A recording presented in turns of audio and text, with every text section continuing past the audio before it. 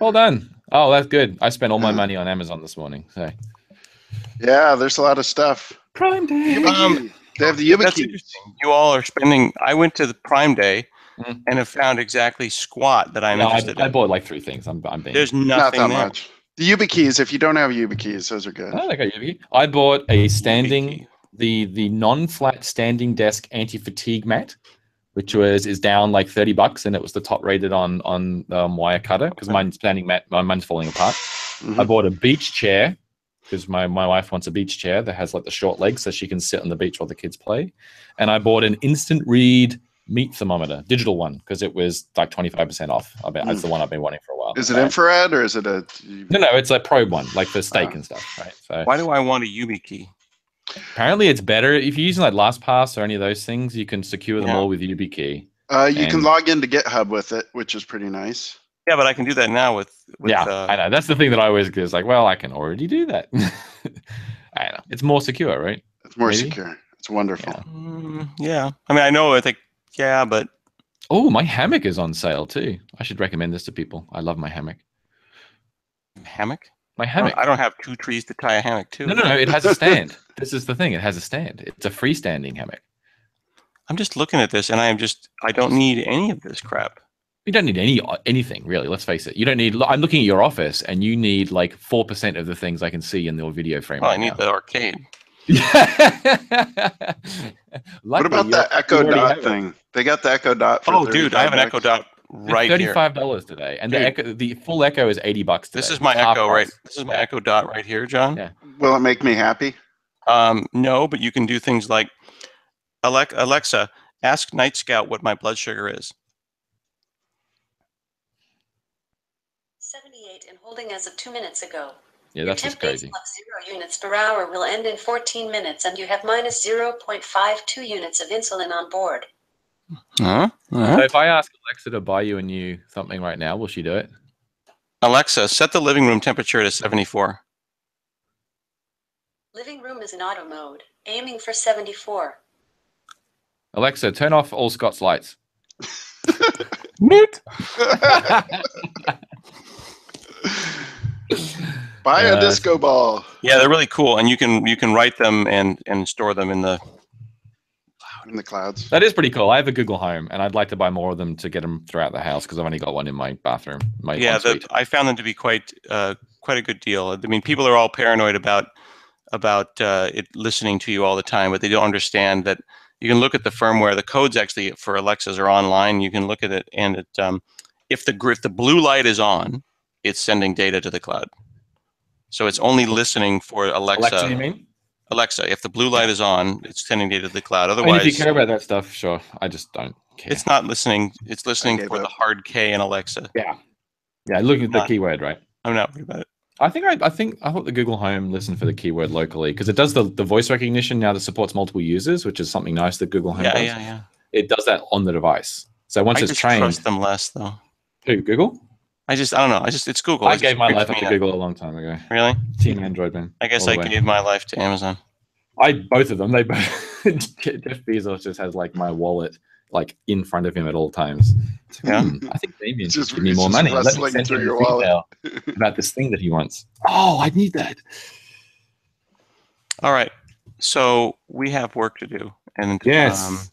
Hello, everyone. Welcome to the ASP.NET Community Stand-Up. This is the first time the 3 of us have been on here in quite some time. It's summer and we're busy and on holidays and all that type of stuff. So is the chat? Chat's working. I'm on the chat. People are teasing me because I said it's in my bathroom, but it's because I'm Australian. I don't know what to call. What do you call the thing where my shower is next to my master bedroom? The shower next to the master bedroom? The bathroom. It's a bathroom. Right. So I say the bathroom, but then everyone instantly thinks I have a Google Home in my toilet. Right. And I was like, no, it's on my base. It's like next to my basin where my toothbrushes are. So I can play music. That makes sense. That's on your not your nightstand, but I know what you're talking about. In Australia, it's called an ensuite. That's the ensuite. It's the bathroom connected to. Isn't ensuite the thing you push the button in your car if you get in a car accident? That's funny. So I never know what to call it. It's in the master bathroom. Is that what you would call it? I don't know. I think it's funny. I'm looking here. Matt Milliken is saying that by saying by talking about this Amazon device, we're messing up his Alexa. I'm sorry, Alexa. Hang on one moment. Hang on. Alexa, order me some underwear. Hey, Cortana. That's terrible. We'll see what happens there. If Matt, you can bill me. Okay, cool. So yeah, we haven't been here in a while. Mm. John, do you still love Community? I do. Okay. Oh, can I show it off? Yeah, show us how you love Community. All right. Let me see. I wonder if is our picture any better, everyone? Because I got new internet. It looks great. Like seriously, I legit everything says HD. Yeah. We still have the audio video sync issue, but that's always Hangouts. Sure. Everything else looks. I mean, at least looks crisp. The frame rate's terrible as always, but. Yeah, I think that's Chrome probably, but I know that I got a new router and I got new internet, so it ain't me anymore. You are part of the Amplify Club now, so I'm very happy. I finally got on board, and I appreciate it. Yeah. All right. Oh, Mike's .netting. Yeah, actually, I'm. Can you lock the screen on him? There we go. All right. Okay. So Okay. Yeah. So 2 cool ones on Razor Pages. This is Mike Brand. He's been writing about Razor Pages for a long time. So here he's just kind of doing an overview of routing. So explaining kind of the basic things, what the default routes, how to set up the data that you're passing, and then constraints, and then finally talking about friendly URLs. So this is just kind of I've got a pair of posts here that this one's kind of the setup. This one is talking about the defaults and the basics. So I thought that's pretty cool. This is a good place. Yeah. Excellent. So then Hisham doesn't like those defaults.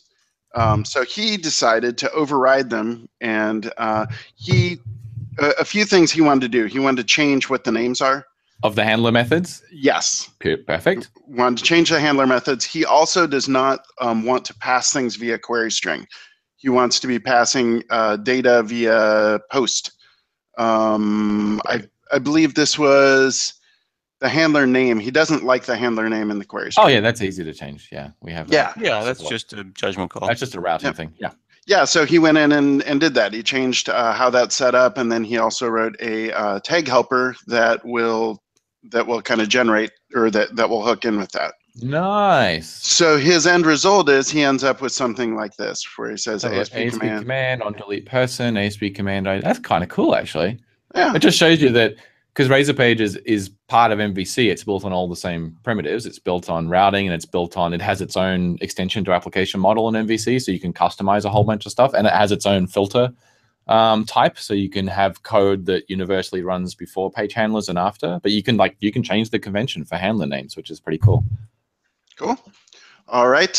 So then here's one that Greg Duncan pointed out. This is on the Coding for Fun blog, and he pointed out this Asp Net core project template. This is one of those kind of pre-baked templates where you can, it's opinionated. Exactly. That's it. That's the word I'm looking for. So here there's it's got things like theming with Sass, and it's got Angular baked up the way that they like it, and all that kind of stuff. So this reminds me of the ASP.NET MVC boilerplate project. Exactly. Now the boilerplate's a little bit more like you go in and check off things. You say, I would like this, I would like this, and it kind of wires. So it's got some different customizations. This one is just like, here's what you get, right? Right. So, and then this is that same thing. This is out on GitHub, and it's got a demo you can go through and click through and see it running. So cool. Kind of cool. All right, Elton Stoneman. So he writes a lot of stuff about Docker and ASP.NET and ASP.NET Core on Docker. So he, because he works at Docker. So here he's written up using Docker secrets in .NET apps, and basically the idea is that the same way that we've got secret storage in, an ASP.NET Core and able to use secret storage here, that's also available as a primitive in Docker. So what that means is in Docker you have they're encrypted. They're only available to to the application. So it's all wired incorrectly. So the things he's pointed out in here are a few things. One is that's been available in. It's been available in Linux for a while. It's available in the Windows implementation of Docker now as well, and it's primarily used. He's saying in Docker swarm mode. So this lets you set your secrets in one place, and then it's securely replicated out through the swarm. So he goes through and explains, how to call into them. He explains some things about configuring how they're stored. And then one other thing down here is he explains that because they are securely stored, that the default IIS pool doesn't have rights to them. So if you're using a Windows container, you actually have to use an elevated system account to run that under. So anyhow, pretty cool stuff to be aware of. NDC, some of that stuff is starting to become available, those videos. So there is this What's New in ASP Net Core that Damien and David did. So that's exciting. That's the one where I nearly fell asleep on stage and fell off. Right. So. Yeah, and then this one was the one that I subbed in, and I was you can see how I altered the slide there. Yes, fell off stage? What happened? Who fell off stage? No, I got hit with an incredibly bad bout of insomnia after the workshop in Oslo. Oh no! And I couldn't sleep for days, and so I insomnia while tired. And so, while jet lag, right? Jet lag. That's the worst. I got to that tour, and I'm sorry. People noticed. Like I was hardly saying anything, and anyway, I was not in a good way. Yeah. Sometimes you can get so tired that you're like nauseous, like you're carsick. Yeah. Walking around. Yeah. That sucks. How did you kick it? Drugs? I haven't. It continued all the way back to Australia. I didn't sleep for a few nights, and then I took drugs. Oh my goodness! Didn't knock myself out. Yeah. So Yeah. learn my lesson. You got John Galloway, world famous. I did. Yeah. So I basically. There was no one there to keep Fowler in check as he promised the world. Right. He promised all kinds of things. I'm like, sounds good to me. So. So this is that talk there. So this is. What's funny is this is completely David just showing cool stuff off, and then. Is this you doing the what's the guy, Johnny Carson, and who was Johnny Carson's guy? Yeah, some crazy stuff. You are correct, sir. So Ed McMahon, is that Ed McMahon? Ed McMahon. So but the funny thing is some like social media account at Microsoft started tweeting, watch John Galloway describe the future of ASP.NET Core. Oh my goodness. There's like 90 retweets of that all talking about. Yes. So that's fun. It should be more like watch people try to keep up with David. Exactly, and he's like, yeah. But it's some amazing stuff in there, and he also points out some really cool repositories and samples and things that I had not seen before. So cool good stuff. Yep. Okay, so at NDC we did this new workshop. This is the idea with this is it's build an app in 2 days. And it's using all the newest stuff, and we did it multi-tier using .NET standard shared DTOs. Yep.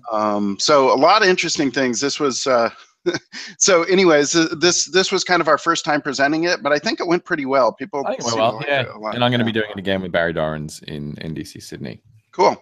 So if people want to click through this, this is well, it'll be shared in the links with the rest of it. Yeah. So this has all the kind of walkthrough. So the idea is you can go through, follow along, and do this at home if you'd like. Our bots are back in the chat, by the way. Oh, good. All right, I'll go get them. Yeah. Actually, can we do this? Can we make someone in the community a boss so that they can do that? I mean, I just keep clicking report, and they disappear from my feed. But I'm assuming they don't. Report sends them to us. I see. I don't see it. I'm not an admin, so I don't see anything. Oh, I just block them. I can't do that. So how do we make someone an admin? Don't know. All right. Well, anyway, I apologize to people who are offended by the bots. So we'll get rid of the bots. Yep. Go ahead.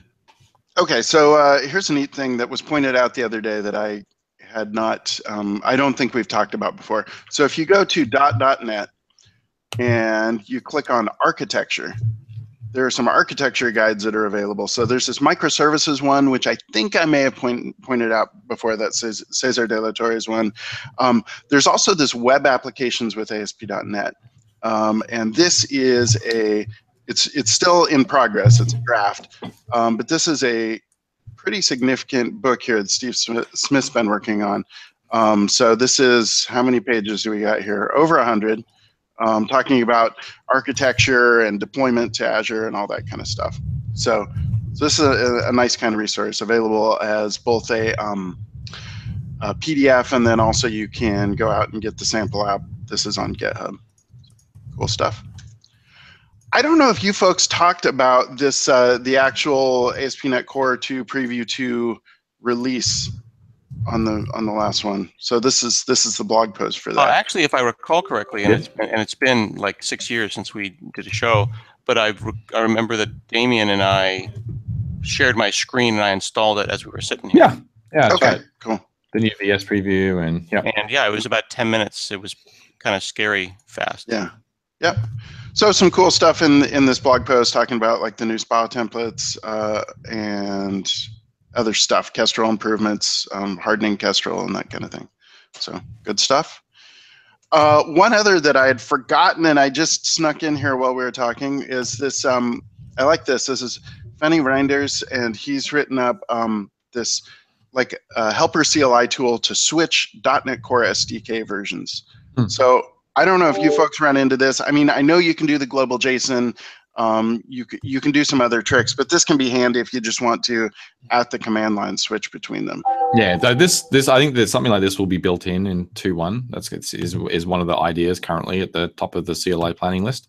There may even be a quasi spec or issue floating around for it somewhere. But this idea of obviously just being able to like show me the .NETs I have installed. There's been a few people who have built tools for that. This is an interesting one because it actually attaches to the SDK. Iris Klassen built one that's a PowerShell commandlet, and that's right. Like, it's like you can enumerate all the .NET stuff on your machine using PowerShell, which is kind of cool. Yeah, it's obviously something that needs to be there. And then the next step after this is you want acquisition as well. So I wrote a mini spec for this. A while ago, and I think they've built they've used that one and then derived a new one or something. But then obviously what you want is acquisition after that. So yeah, I can see what I have, but are there any updates? Can I get a new SDK? Can I get a new runtime? And then have that come down via the CLI and have it somehow still work with the global install. It's actually a complicated problem because most people get, like at least on a Windows machine, you generally get .NET through the installer, and on a Mac you use our installer. And then if you go to the command line and say like install this new version, what should it do? Should it download the MSI and run it, or should it like just do a different thing and put a different location and collate them together, or like? The thing I had trouble with when I was writing my little spec for Richard was you think you want .NET SDK install latest, but it's not deterministic. Like you'll get a different thing each day. So then the question is that okay if you have a test that works one day and doesn't work the next day because you went? Well, if you're using dailies, then you got to expect that things are going to be volatile, yeah. But I think it would be nice to have the concept of just like NuGet, right? You should have feeds like any package manager, and you would be able to switch channels. And so you could say, hey, I want to install the latest from whatever channel, or list me the latest on this channel. It'd be great if this was just all built in. Although, generally, we rely on the system package managers for that stuff. So I don't want to, we don't really just want to build it all again. Like if you're on Linux, you should just use apt-get. If you're on one of those flavors of Linux, and if you're on Red Hat, you should use Yum and the Red Hat package system. And if you're on Mac, then I don't know, maybe we do more with Brew, or maybe we do build this in for people who are using our installers, because on Windows, the vast majority of people just download the exe installer and run it. And then you get a global installer, goes on the path. And then maybe from that point on, it'd be nice to use the .NET CLI to manage your installs from there. I don't know. So lots of opinions. So this is something that's being thought about. Do you have a sense of it's 2.1, 2.2? No idea. Yeah. It comes up a lot because the other thing is the new the MS Build SDKs feature, which is how we made the CS projects so small. Now you have that SDK property at the top of the project file that says this project uses the Microsoft.NET.SDK or the Web SDK. There's no acquisition experience for those, and so what we wanted to do is, so if you have the .NET CLI installed and you try and build some project that says I need SDK foo.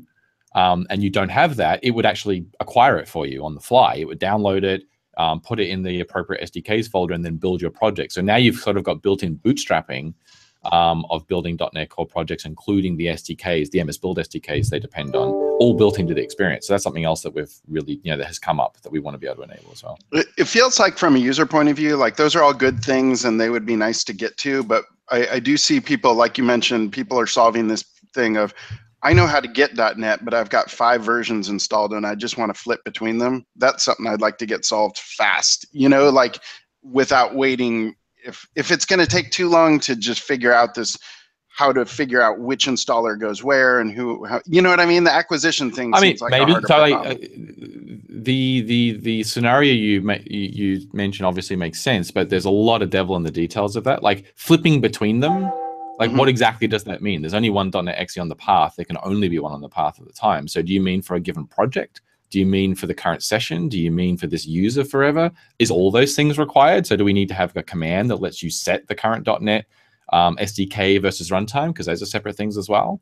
I don't know. And like they're not always fully contextual. Like .NET New is both reliant on the SDK version and the runtime version that you're using, because it'll default the runtime if you don't specify it to whichever one. You know, like I said, it gets very confusing very quickly. If you're just talking about the scope of a single project, we have a mechanism. We have global JSON, and in the next the release of the SDK, there will finally be a template, so you can just say .NET New global JSON. This came up actually. Hanselman and I talked about this last week, and then someone went and sent a pull request. It was great. So that's in there now, and you'll be able to just drop a global JSON very simply in the root of your project. Or solution folder, and then that'll pin you to whatever version, and you can just change it after that. But for more advanced scenarios, which is like, well, I have 5 runtimes installed, but I really just want to pin. I kind of just want to pin everything unless they say otherwise to this one.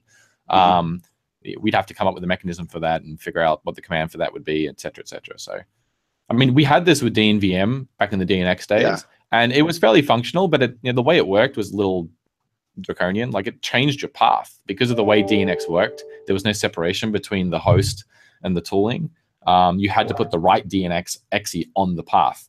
Whereas with .NET Exe, because .NET Exe, that what we call the muxer, is very small, and it doesn't really change very much, and it doesn't have any logic in it at all other than knowing how to find versions of things based on the command you've currently executed.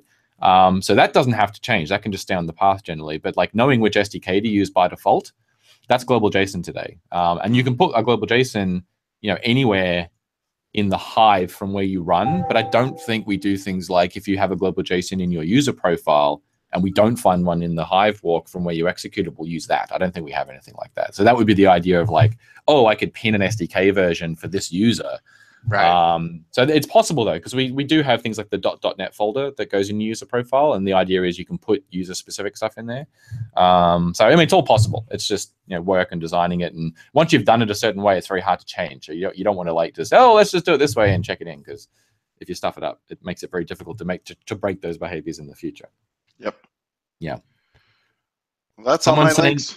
Someone's saying I don't spend enough time talking about Razor pages, which is surprising because that's all I talk about. We could make this the Razor Pages show and then talk no longer about. Well, so I have some updates. So on Preview 2, we had some delays getting Preview 2 out onto Azure App Service because we found an issue that only reproduced when on Azure App Service, but we have since got that fixed. And so Preview 2 is now available on Azure App Service globally. For 2.0 RTW, the next release will be the RTW. Couple of minor changes. Obviously, there's a bunch of bug fixes we're doing, some polish in some areas. We're finishing up the Kestrel limits so that the Kestrel can be hardened and will be harder by default, so you can run it as an edge server and be supported. The Razor Pages project is getting auth. So the Razor Pages project templates are getting all the auth options added to them. So I have a note here saying that they're becoming the default. They're not really becoming the default. It's just that we're changing the text so that in Visual Studio, when you say file new Asp Net core project, we made 2 changes actually that are quite big. Today, and Scott, you'll like this. Today, when you build an Asp Net core project, when you create one, you have to choose right up front whether you want to run on .NET Framework or .NET Core. We have those 2 items, and people get quite confused. People don't like that, and it's very confusing. We fixed that. So we've gone back to there's just an Asp Net core item that shows up in both the web node and the .NET Core node, right?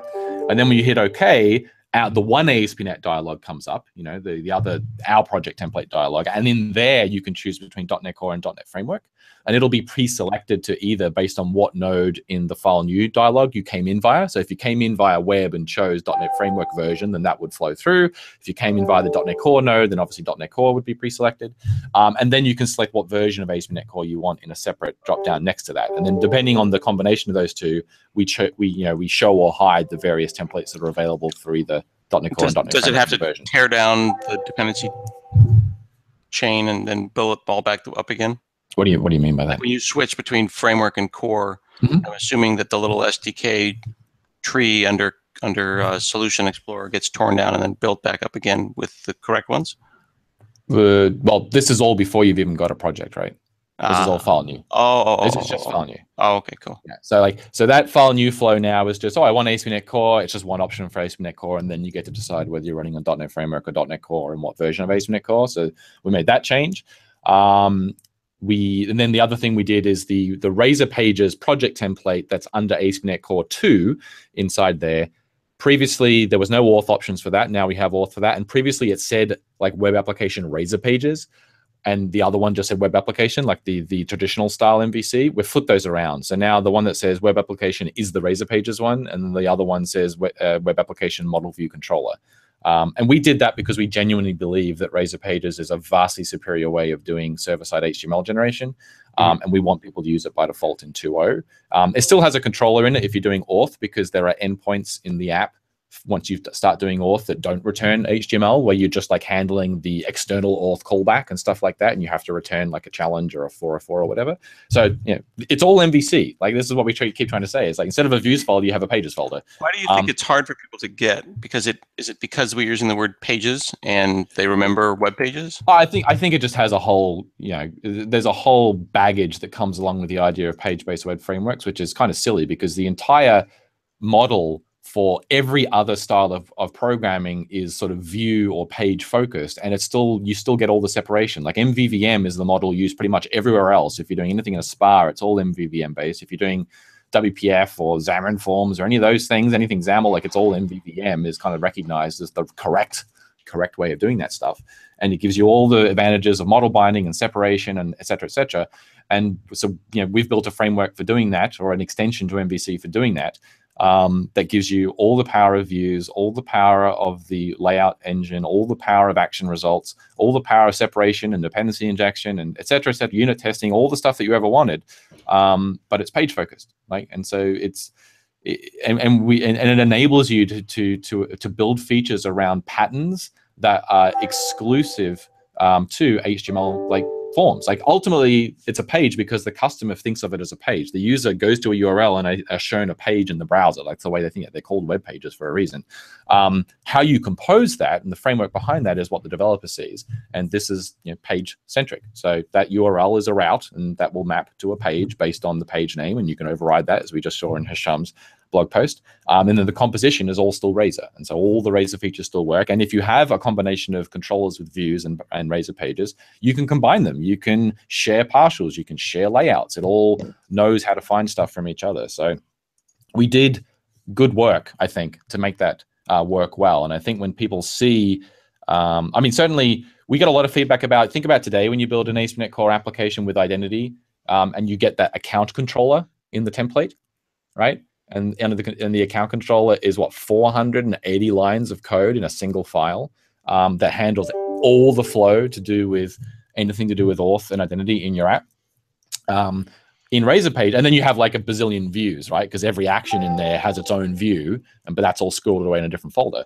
With Razor Pages, they're all just pages, and all the code is in the page model that maps to the to the view / page that you're working on. So rather than having this 500-line file, everything is sort of factored out with a much more single responsibility for each class that's actually doing a particular flow of auth. So I think it's a lot more approachable. It makes it easier to find the things you have to change if you want to change how any of the auth management screens that use a C or the third-party auth flow or any of those things works in your app. It's much simpler to do.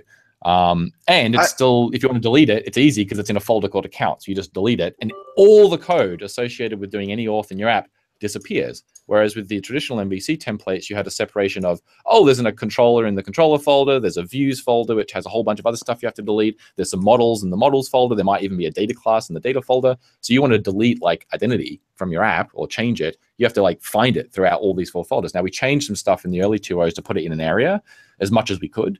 But with Razor Pages, it's just natural because that's the way it works. Everything is kind of feature focused, which we've seen a lot of people are trying to do with MVC now too, that they set up their apps. I think Steve Smith has a good article about this, where you set up your apps to be feature your folders in the MVC app to be feature focused rather than like controller and view focused.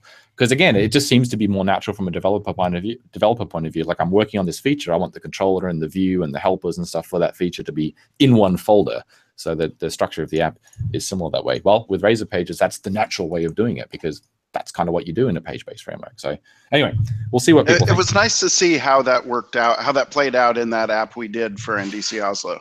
Like, you know what I mean? That was a good kind of like, this is a real app. This is not a, a simple little thing. And to see how all those things were plumbed through. And it's like, hey, this is not much code. And like you're saying, it's all close to where the thing has actually happened as opposed to spread out all over. So. Right, and of course it's all still there because it's all MVC. So really use what makes you happy, absolutely. But we genuinely believe that if you're doing server-side HTML with ASP Net Core, Razor Pages is a much better way of doing it. So we'll see how it goes. You mentioned the whole file new kind of flow, like the file new and how you get stuff, and that reminded me of something that I've seen people get confused about before, where we still have on the menu file new website.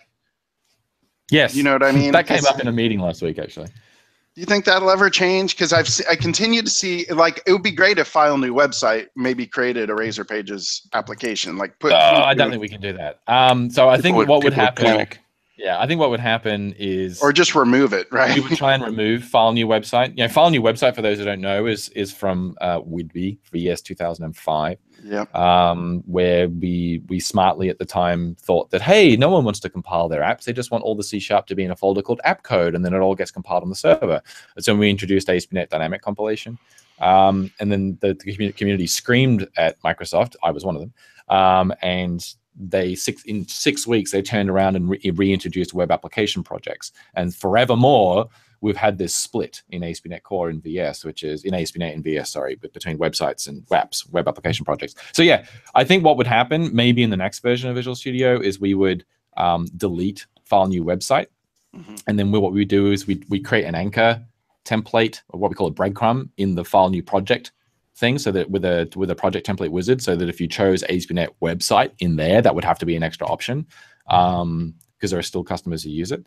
Then it would then launch you and build you a website project rather than a web application project, a CS project. But there you're able to like put some explanatory text about, like, we kind of want to guide people towards the whole web application project. I mean, telemetry shows that, there are still people who use website projects, but they're mostly people opening website projects, not creating new ones. Okay. So, I think at some time, it'll just go away and we'll support opening them, but there'll be no mechanism to create them.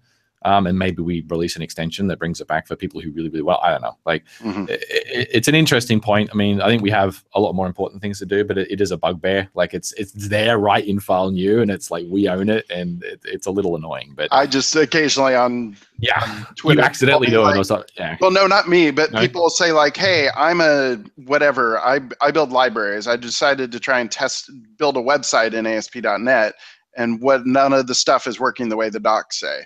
Or whatever it is, you know what I mean? Because they just, it looks like File New Website. That's probably what I want to do. Yeah, like I said, it is confusing. And even our telemetry of File New Website, there are clues in the telemetry that suggest that a lot of people who click on it do it by mistake.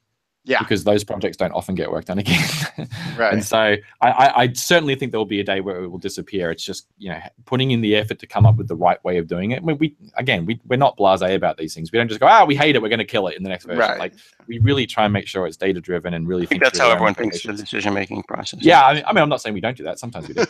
But we generally try not to, especially with a menu item that's been there for 12 years. We try not to just, and we know people are still clicking on, we don't want to just go, we don't like it anymore, we're just going to get rid of it. So I think it'll go away one day, but yeah. Cool. So what else? So where the team is working on basically 2.0 work is all but finished. There's only last minute sort of critical fixes right now, based on customer feedback that we're still getting on GitHub. So please, we really need people to use the previews. The download numbers for our previews are still abysmal. The reality is the vast majority of people don't use our stuff until it reaches RTM or RTW, whatever you want to call it now. Which I understand, but it makes it very difficult for us to ensure that we haven't, that we get good feedback on design of new features and things like that. We rely a lot on our people who are GitHub active, but of course, they're kind of, they have to do the job of representing the 1,000 people that aren't there. The ratio of people that aren't there, which isn't always an accurate reflection, because the truth is a lot of the people who are on GitHub are a lot more advanced, which means we get good feedback from them, but we don't often, the reality, I have the thought occasionally, it's like, well, the vast majority of people who look at our framework and look at it and use it day to day don't give us any feedback. Like they're not participating in any of the channels. They just kind of take what we give them, and that's kind of it. But I'd love to be able to find a way to get more feedback from people. So I do encourage people to use the previews and to give us their honest feedback on GitHub or on Twitter or whatever, so that we can roll that feedback in. So anyway, we're nearly finished on 2.0.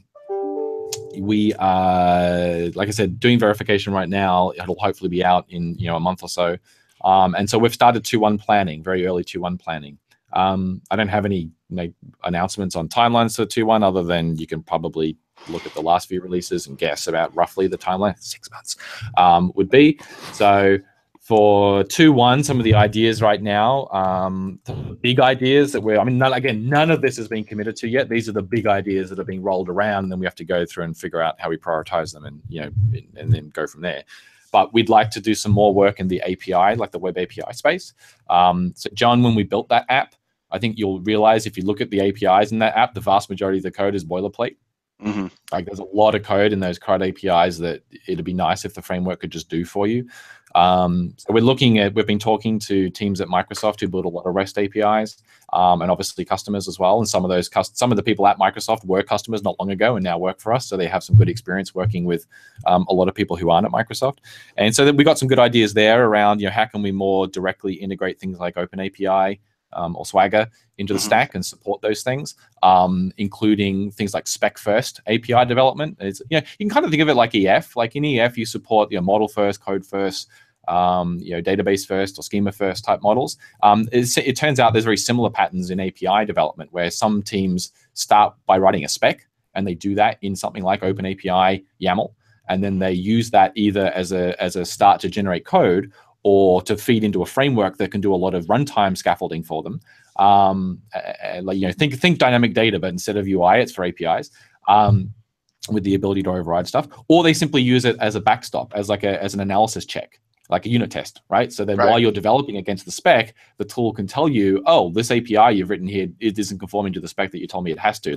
That's wrong. You're returning the wrong type or whatever. Other things are a little bit more fundamental, like it's very difficult right now to have enough metadata expressed about your MVC controllers API, like actions that represent APIs, without having a bunch of attributes, because most of them just return action result, like iAction result. We know nothing about the type being returned if you return an iAction result, all right? And you have to do that because most APIs sometimes return a 404, or sometimes return a 203, or sometimes return a et cetera, et cetera. So you can't return a type that represents all those things. We don't have one, it doesn't exist. So maybe we should have one. Maybe we should have a result object of T, where the T is the entity that you get, like the shape of the object that you're going to return. So that metadata now exists very easily, naturally, that you can generate from a spec or validate with.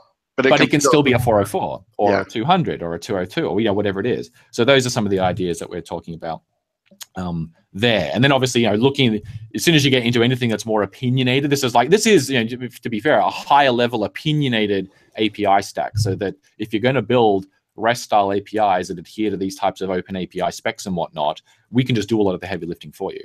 And then it's the other side, like, well, now I have a client, whether it's a Xamarin app or another front-end web app or a WinForms app or whatever, and I'm pointing at an API that is describing itself via one of these specs.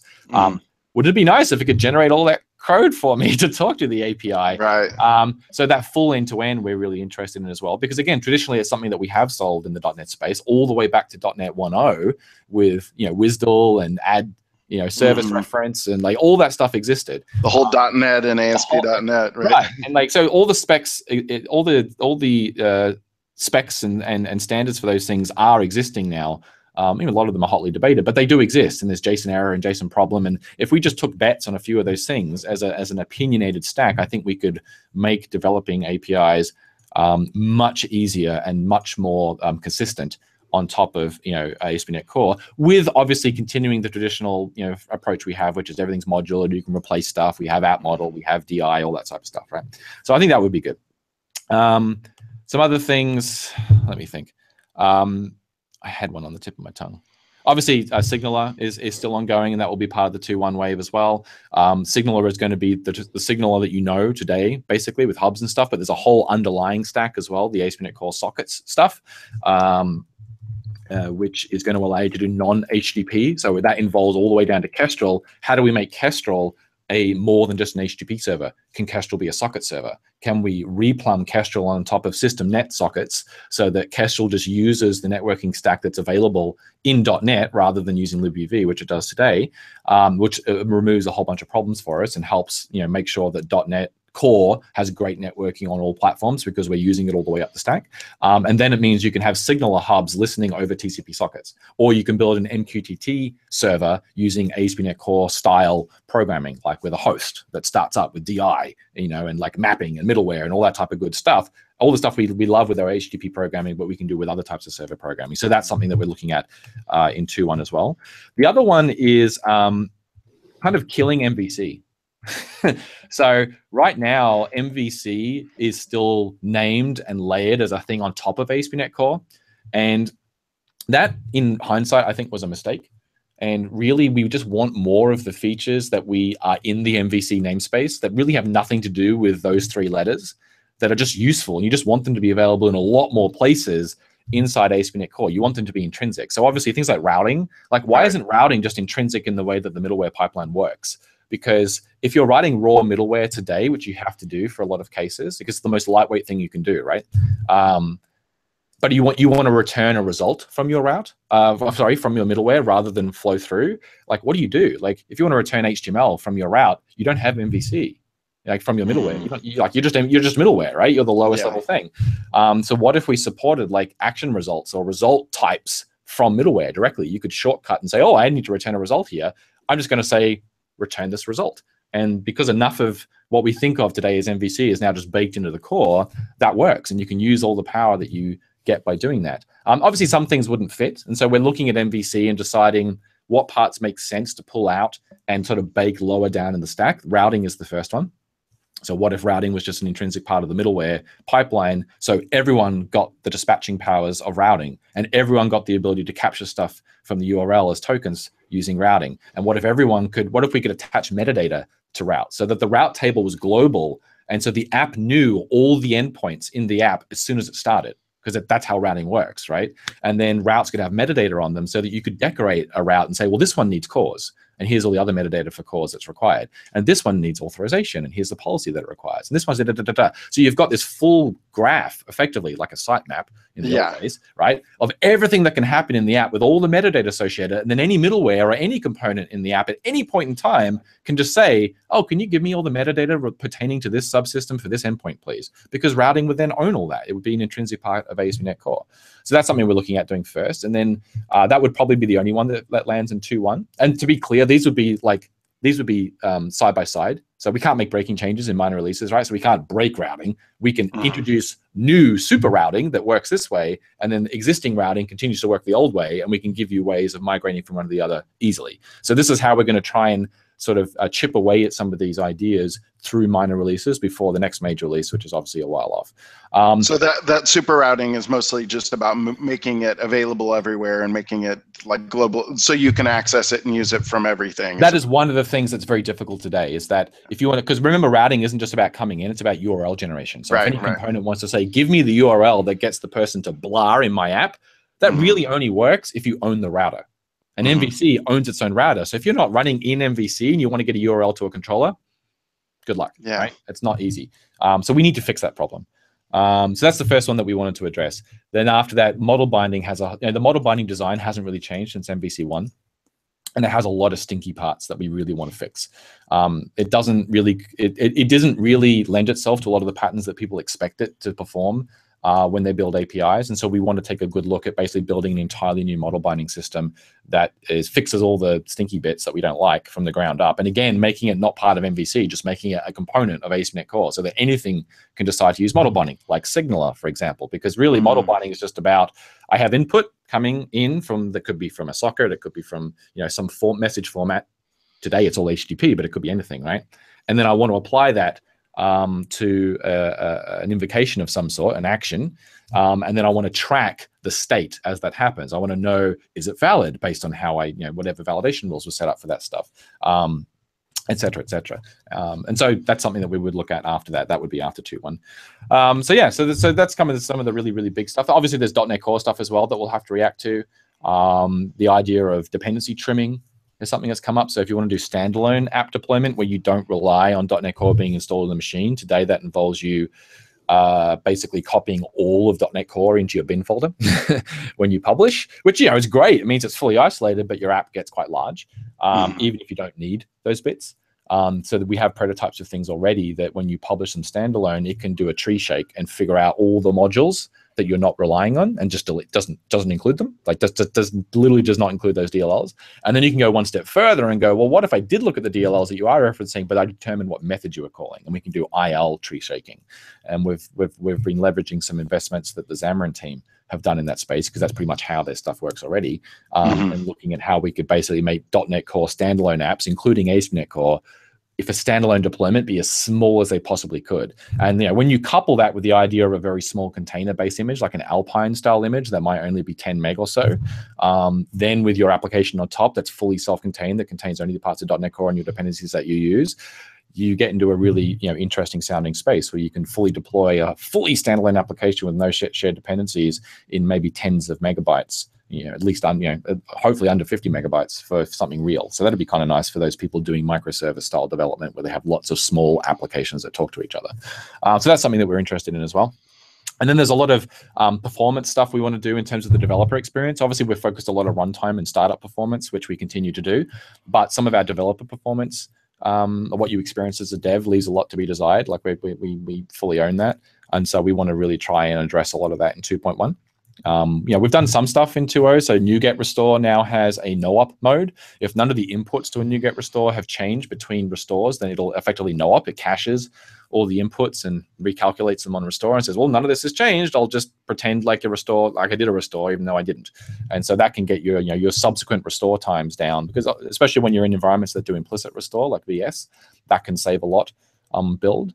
And then we have some known low-hanging fruit that we need to attack in the build pipeline as well. So that if you're just making code changes and recompiling a project, especially when you start introducing projects that depend on other projects, like most solutions on the planet, today you get cumulative timing effects, where there's this fixed cost per project that just adds up really quickly. We want to try and wipe all that cost out, again, through a lot of caching and smart lists and things like that. So my hope is that we can get we can really improve that developer workflow when you're in VS Code, you're in Visual Studio, and you're just editing C# code in your controller or whatever, and then you save it, go over to the browser, hit F5. Today you wait quite a few seconds for that to rebuild and to restart the application. We want to get that loop down to as fast as it can possibly. I'd love it to be under a second.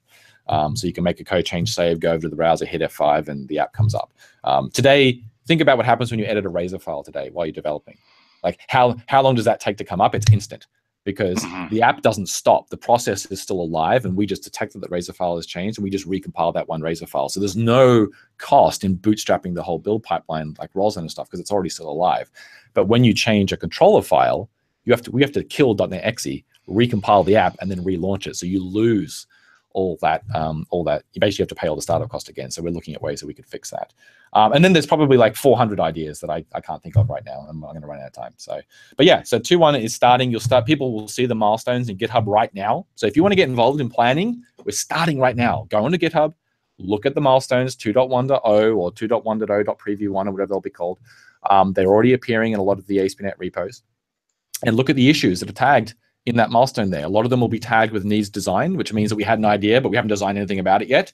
Feel free to go in and add your thoughts if you think you've got something valuable to share. Or even if you don't, add some thoughts. Add a 1+ emoji. This sounds like a great idea, because we're going to use that to try and figure out you know, we only have a finite amount of time and a finite amount of people, other than the open source community, which we love, to get this work done. But we need to make sure that we prioritize things the right way. So yeah, good stuff. Wow, exciting stuff. I might try and do a live coding session later this week to get live Asp Net updated to preview 2 now that it's on Azure.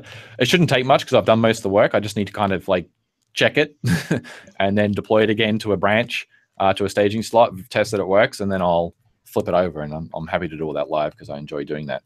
Also, I discovered, or David Fowler and I discovered yesterday, Application Insights Analytics, codename Custo.